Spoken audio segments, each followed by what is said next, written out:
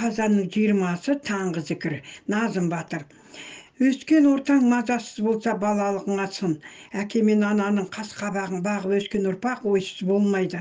Ұядан не көрсең ұшқанда соны ілерсің дегендей бала ошақтан ұзай қоймайды. Мен бір елдің қамын ойлаған әкенің қызы болғандықтан ба қазақты ғана ойлап ержеттік.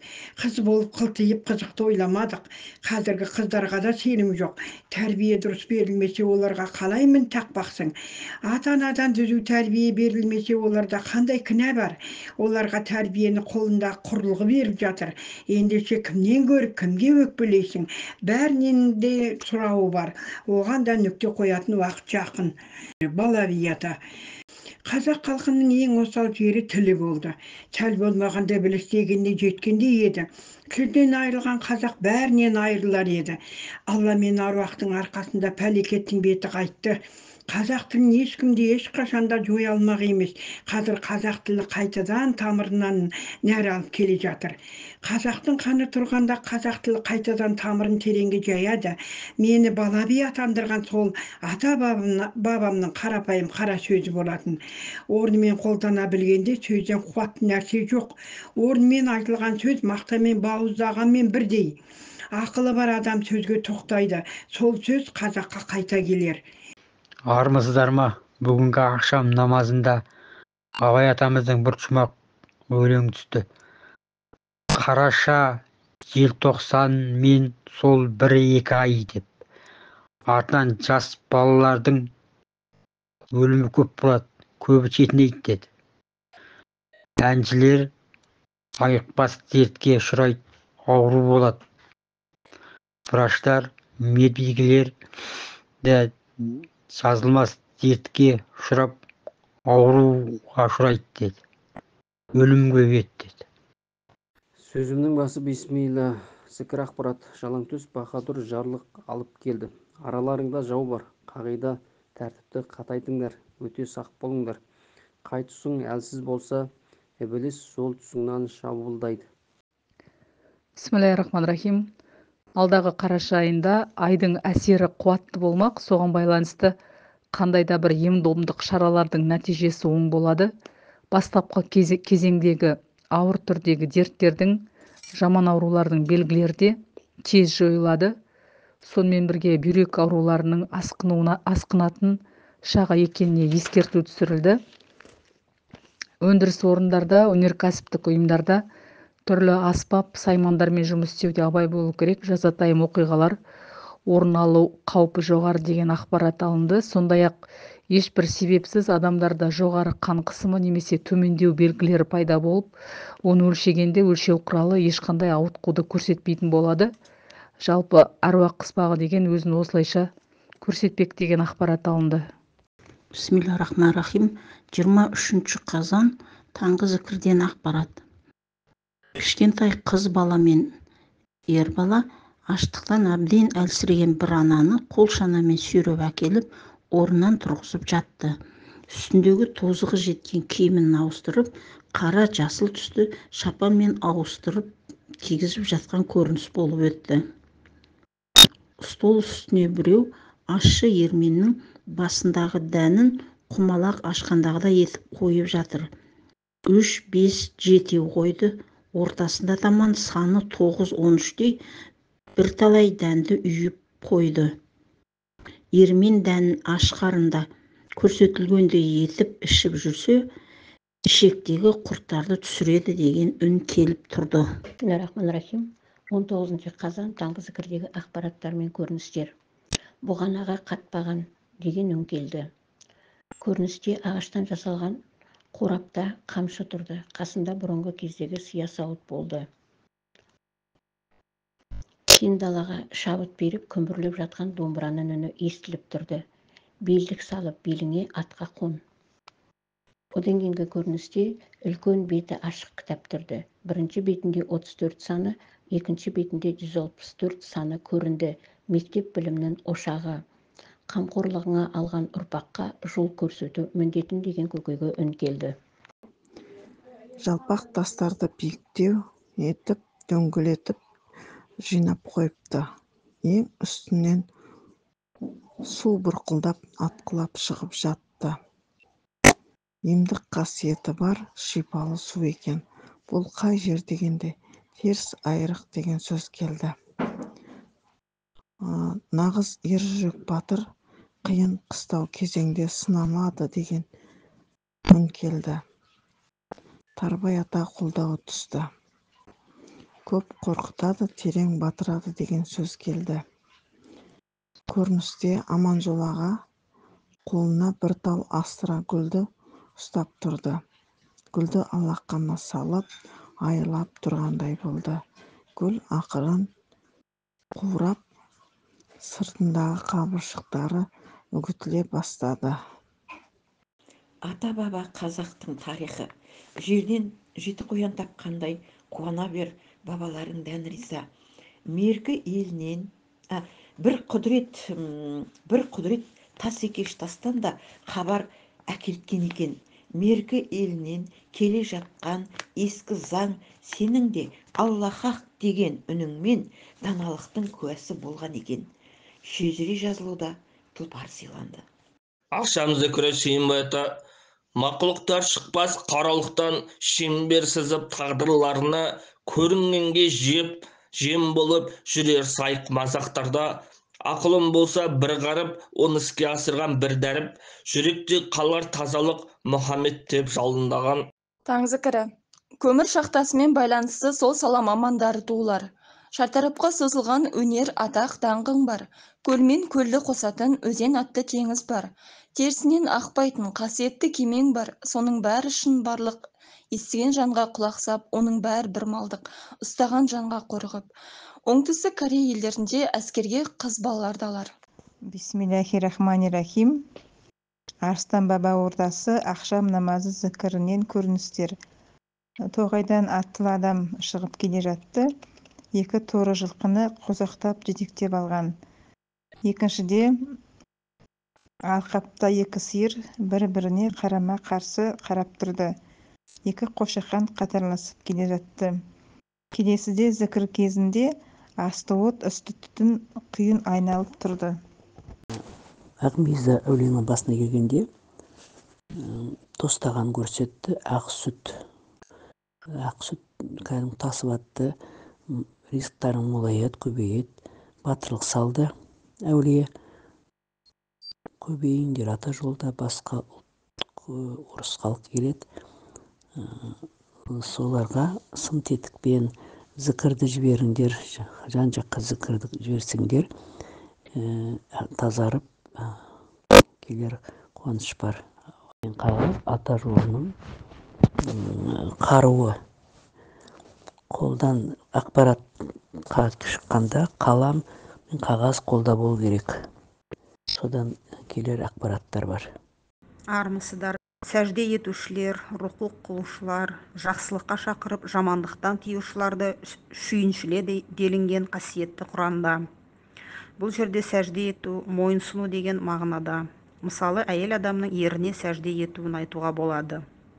Сендерді тектеріңді тану үшін жараттым.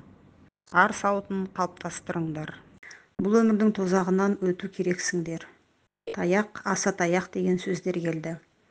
Құранда Мұса пайғамбардан бұл таяқпен не істейсің деген сұраққа малдарға жапырақ қағып беремін, тағы басқа да пайдалар айтылады. Аса таяқтың сопылық жолда үлкен маңызы бар. Өмір деген өнеге. Хақиқат келді, бұзықтықтар жойылды. Хақиқатты түсінбейтіндер, сенбейтіндер, надандар, жәндіктердің ең жаманы. Адамдардың күнәсі себепті олардың жандары жан-жануарларға, жәндіктерге айналып кететіндігі шындық. Балаларға, жасөспірімдерге тәрбие беру барысында міндетті түрде қыз бен ер баланың физиологиялық, психологиялық, мінез-құлық, киім киісі, ойлау, шешім қабылдау, мамандық таңдау сияқты тағы басқа да ерекшеліктеріне мән беру керек. Қоғамдағы фитна, бүліншілік осы жоғарыда айтылғандарды сақтамағандықтан туындайды. Қамқор ерекше мейірімді Алланатын басайын. Аппақ шар сияқты нұр болды. Нұрдың бетіне X әрпі пайда болды. Бір кезде X әрпі 5 жұлдызға айналды. 5 жұлдыздың ар жағынан ромбик көрінді. Керегекөз. Сол Керегекөз бір кезде 5 жұлдыз Керегекөзге қосылды да 5 түрлі түрі 5 түрлі Керегекөз пайда болды. Ол Керегекөз бірігіп барып құрақ көрпешеге айналды.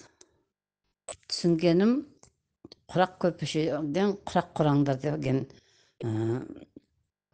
ұғым пайда болды. Одан кейін қырғыздың домбырасын, қазақтың домбырасын көрсетті.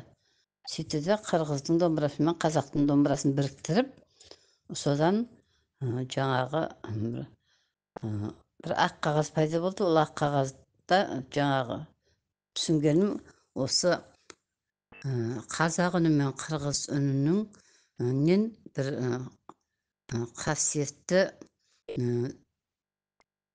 өнер, жыр ұғымдары пайда болып, сол жырдан сөз өнері дамып, халыққа ақ қуат, жақсылық келетін түсінік пайда болды. Қазанның 20-сы ақшам зікірі, Қайназар ата. Асаған қорерікші мейірімді Алланың атымен бастаймын. Адамзатқа ұлы міндет жүктелді. Ұлы міндет қазақ халқы арқылы жүзеге асады. Сол үшін ақиқат бастауы да қазақтың 5 атасынан басталып бекітілді. Қыдырәлі жердегі тірі адамнан таңдалып алынды. Өз міндетін шамасы келгенше адал орындап кетті. Адамдар опасыз ата жолына жасалған қиянат кеселін тигізді. Аруақтар қарап қалмады, ақ жолтай аттың тізгініне ие болды. Әрине, Алланың таңдауымен. Соңынан еріңдер, абыроймен іс атқарыңдар. Тура жол осы. Ұсақ түйек сөзге мән бермей, әйел еркек тура жолда өзін тапсын. Сендер екшеліп жатырсыңдар. Екшеуден өту үшін де амал мен ниет керек. Мұстафа Өзтүрік. Жұмыр жерде өмір сүрген соң адамдарда өздері араласып топтасады. Бұл әлемдік деңгейде жүзеге асады. Әрине, ел көріп жер танығанда жақсы. Қазақ озып толық ел алдына шықпаса да көштен қалып жатқан жоқ. Әділетсіздік барлық жерде бар. Топты жарып шықсам деген қара ниет адамды жолдан тайдырады. Адамға күш қуат қосатын заттарды қолдану өте үлкен ауыр күнә. Адал адам бұған жол бермеу керек. Әрі аруағы да бет бұрады. Адал жолда жүріп, терін төккен адамдарды аруақ қолдайды. Келешек спортшылар өз аруағын көтермей, жеңіске жете алмайды. Жеті атасын көтерсе, жеті қылым қамын жереді. Келешекте аруағы қолдағандар ғана таза жеңіске жетпек. Армыздар ма? Бүгінгі зікір көрінісінде аспаннан 3 сызық белгіге түсті да, бұл әруақтың назы деді.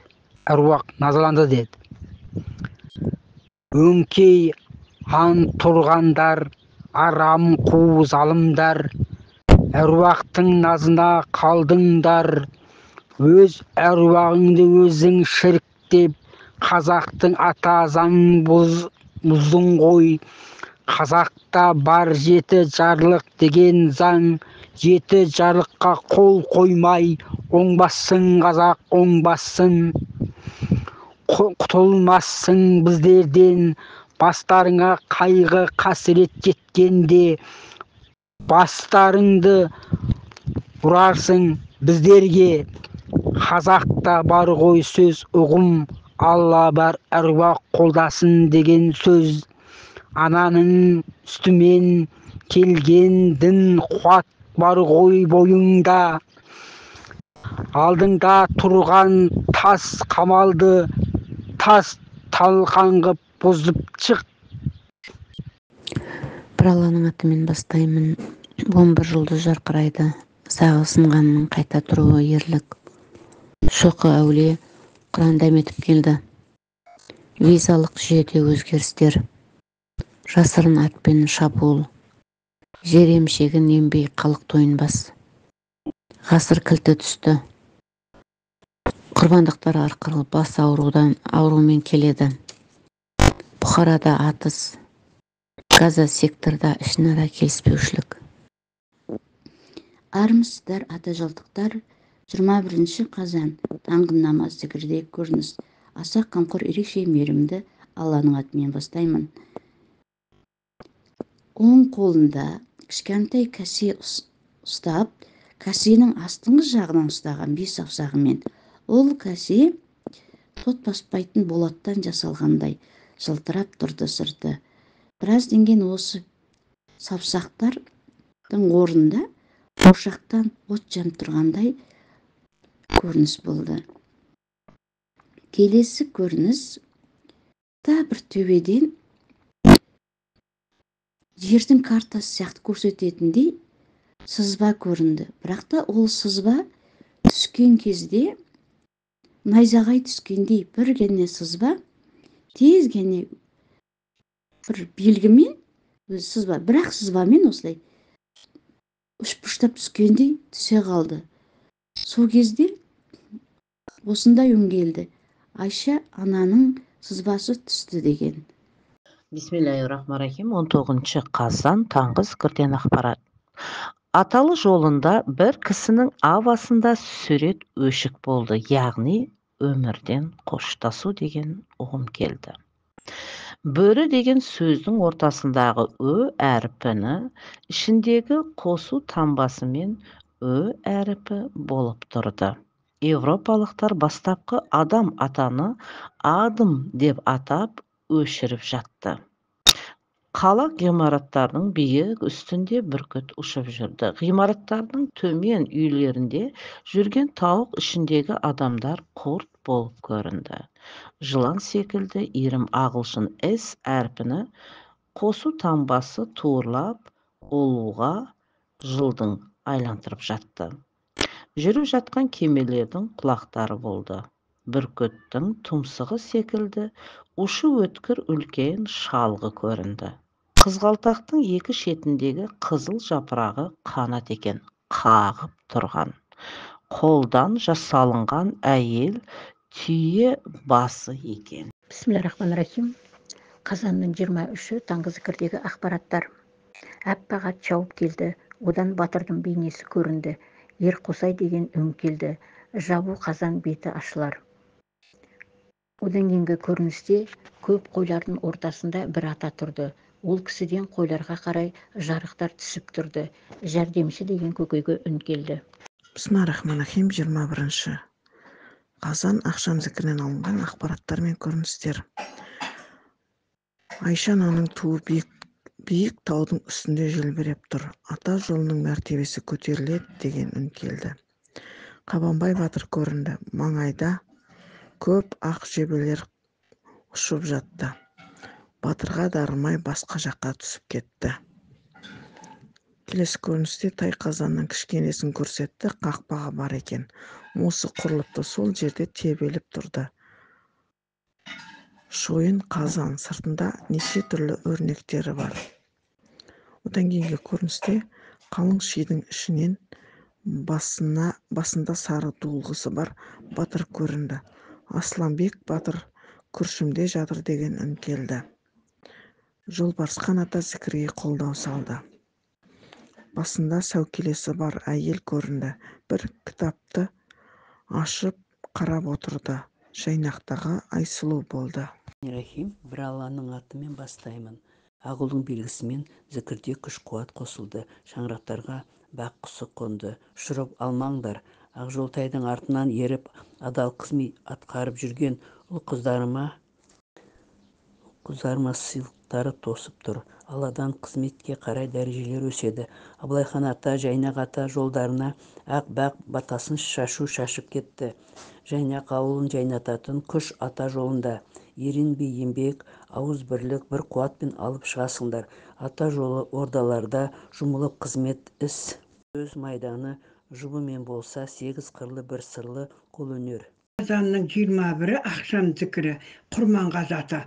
Аса қамқор ерекше мейірімді Алланың атымен бастаймын. Жас бала өсіп келе жатқан жас тал сияқты. Қалай бұрсан солай бұрылады. Қазақ халқы жас балаға дұрыс бағып бере алудан қалды. Оған кінәлі ең бірінші оны өмірге әкелген ана дер едім. Бала ішінде жатқанда ана тілінде сөйлемеу, орынсыз ішімдік ішу, қазақи тәрбиенің болмауы бәрі әсер етеді. Артынан басқаларды кінәлау басталады. Балаға өнерге икемі болса, баулып жіберсе болғаны, өзіне жарайтын домбыра жасап беру керек. Неғұрлым қазақи тәрбие санасын оятады. Тек қазақша бағдарламаларды тыңдату керек. Мұның бірін істемесең, қатарынан кем болар. Табиғаттың түрлі құбылыстары балаға оң әсер етеді. Түктібай ата. Аталы жолдықтар әулие әмбиелердің басына зияратқа шығып тұрасыңдар. Бірақ мынаны есте ұстаңдар. Үлкен жақал әулиенің басында Құран оқуға ынтық болады да, дәрежесі төмендеу болса, Құран оқуды кейінгіге сыра салады. Бұл дұрыс емес. Жаратушың қай кезде қабыл қылатын сен білмейсің.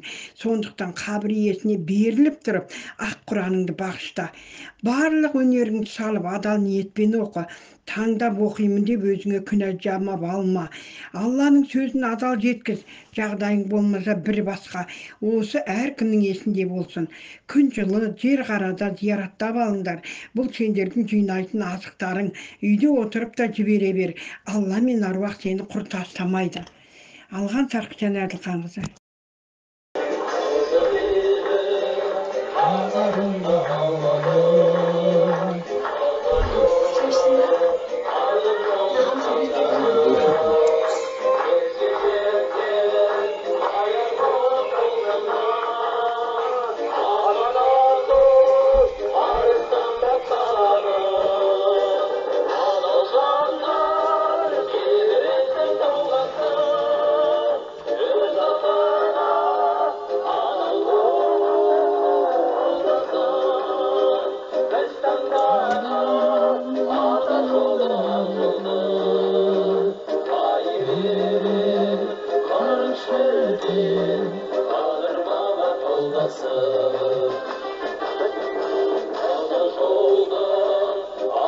Bilgen olmaydı